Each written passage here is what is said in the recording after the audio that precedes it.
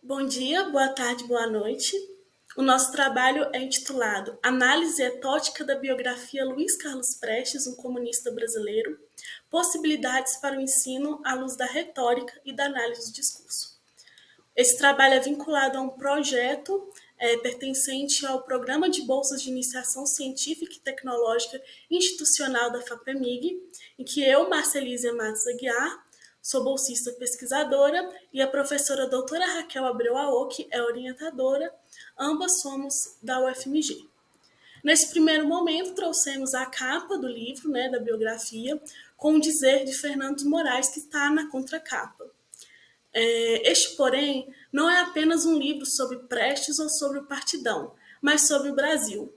Para muitos biógrafos, um personagem só se torna importante se, por meio de sua trajetória, for possível contar a história do Brasil que nos tenha sido sonegada no banco de escola.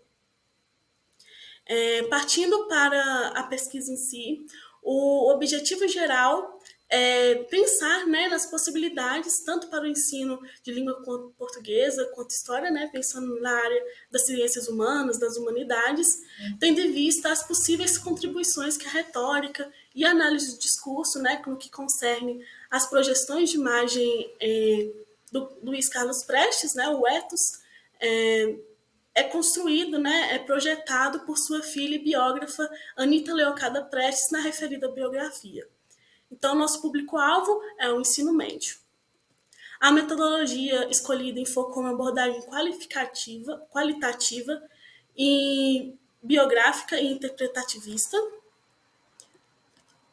Pensando no desenvolvimento metodológico, primeiramente fizemos um levantamento bibliográfico sobre a retórica à prova do ethos.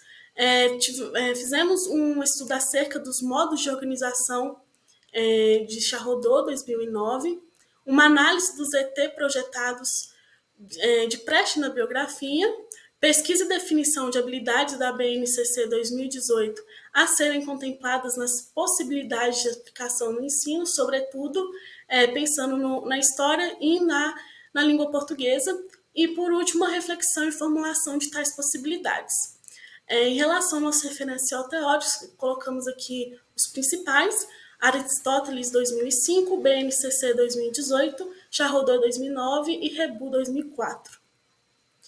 Em relação às habilidades da BNCC, no que concerne a ciências humanas e sociais aplicadas, identificar, analisar e comparar diferentes fontes narrativas expressas em diversas linguagens, com vistas a compreensão de ideias filosóficas de processos e eventos históricos, geográficos, políticos, econômicos, sociais, ambientais e culturais. Identificar, analisar e discutir as circunstâncias históricas, geográficas, políticas, econômicas, sociais, ambientais e culturais de matrizes conceituais, avaliando criticamente seu significado histórico, comparando-as às narrativas que contemplam outros agentes de discursos. Também, nas ciências humanas e sociais aplicadas, identificar e caracterizar a presença de paternalismo, do autoritarismo e do popularismo na política, na sociedade, nas culturas brasileira e latino-americanas, em períodos ditatoriais, democráticos, relacionando-os com as formas de organização e de articulação das sociedades em defesa da autonomia, da liberdade, do diálogo e da promoção da democracia, da cidadania e dos direitos humanos na sociedade natural. Pensando agora nas linguagens e suas tecnologias, compreender e analisar processos de produção e circulação de discursos nas diferentes linguagens, para fazer escolhas fundamentadas em função de interesses pessoais e coletivos, analisar interesses, relação de poder e perspectivas de mundo nos discursos das diversas práticas de linguagem, compreendendo criticamente o modo que circulam, constituem-se e reproduzem significação e ideologia. Pensando agora sobre o gênero biográfico, a gente ressalta que a biografia não é um simples registro, ele é uma presença de recordação seletiva e enquadrada num espaço de ressignificações. Então, esse gênero vale bem mais do que a narrativa de vida de uma pessoa, e ele perpassa também por diversos interesses e pode ser um forte instrumento político e modificador histórico. Então, é nesse plano de discurso que o sujeito elabora sua memória e, a partir dela, a sua identidade. É no e pelo discurso que os sujeitos se revelam pelo dito e pelo não dito. Agora, pensando, né, trazendo essas reflexões para aplicação no ensino, ninguém faz uma biografia em vão. Então, a biografia ela está ligada a diversas finalidades que são específicas, né, como exaltar, criticar, denunciar, renegar, apologizar, santificar, desacracilar. Então, tipo assim, são várias finalidades que a construção dessa biografia carrega em si. Então, tais finalidades e intenções fazem com que, ao se retratar histórias de vidas, experiências singulares, trajetórias individuais, uma nova ordem seja instaurada. Então, exatamente por isso devemos questionar a autenticidade dos fatos narrados, relacioná-los com outros textos e tentar revelar aquilo que é dito ou não. É nesse entremeio que nos aproximamos de um conhecimento lúcido sobre a história. A função pedagógica da retórica, né, evidencia que a retórica é um campo que colabora com a formação plena do cidadão.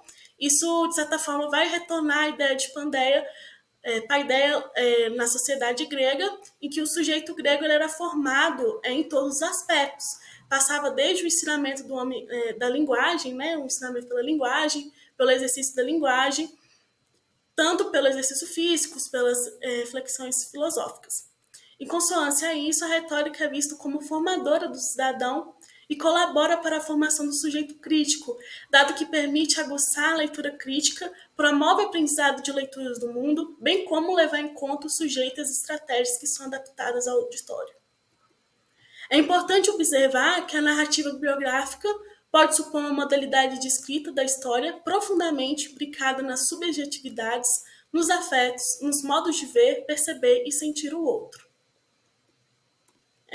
Voltando nos trabalhos, né, nas contribuições de Arendt, os gregos, né, nos trabalhos dela, ela pontua que os gregos valorizavam tanto a poesia e a história, porque justamente resgatavam esses feitos gloriosos e menos gloriosos do passado em benefício das gerações futuras. Foi função do poeta e do historiador político preservar a memória de ações passadas e torná-la uma fonte de instrução para o futuro. Homero, por exemplo, através de suas narrativas, superou a fragilidade e a perceptibilidade da ação humana, fazendo-a durar mais do que a vida de mais que as vidas de seus realizadores e mais que a permanência limitada de seus contemporâneos. Então, ao trazer essa memória do passado, podemos projetar um futuro ali para aquela sociedade. Não se trata mais de ligar os fatos sociais com coisas, mas de analisar como os fatos sociais se tornam coisas e como e por quem eles são solidificados e dotados de duração e estabilidade. Para definir qual memória será guardada, é necessário o trabalho de enquadramento elaborado por um grupo, uma sociedade ou nação, para reforçar sentimentos de pertencimento. A referência ao passado é muito importante para a coesão interna dos grupos e para defender as fronteiras daquilo que os integrantes têm em comum. Empreender a análise do discurso significa tentar entender e explicar como se constrói o sentido de um texto, como se esse texto se articula com a história e a sociedade que o produz. O discurso é um objeto ao mesmo tempo linguístico e histórico. Entendê-lo requer a análise desses dois elementos simultaneamente. Por meio da análise do discurso, o professor pode conduzir os alunos à descoberta das pistas que podem levá-los à interpretação dos sentidos, a descobrirem as marcas estruturais e ideológicas dos textos. A compreensão do discurso pode enriquecer as atividades desenvolvidas na sala de aula, na medida em que pode trabalhar com várias modalidades textuais, como a jornalística, a política, as histórias em quadrinho, etc. A riqueza desses textos certamente ajudará no trabalho de resgatar o discurso dos alunos, levando-os a construir seus próprios textos com crítica e inventividade. Passando agora para as conclusões finais, todas as questões que foram debatidas anteriormente podem se desdobrar em possibilidades e atividades dentro da sala de aula, principalmente no ensino de história e língua portuguesa, mas também podem ser estendidas às outras áreas do conhecimento. O presente trabalho, então, buscou a construção de um processo de ensino-aprendizagem que faça com que os estudantes desenvolvam um olhar crítico às construções discursivas no objeto de análise em questão e também em outros objetos de análise, abrindo caminhos para que essa habilidade seja aplicada em outros momentos do seu cotidiano e de sua ação e de sua atuação cidadã. Essa pesquisa ainda está em construção, mas achamos importante já compartilhar alguns feitos e algumas reflexões acerca do trabalho que estamos desenvolvendo. Aqui está algumas das nossas referências e muito obrigada por não ter assistido.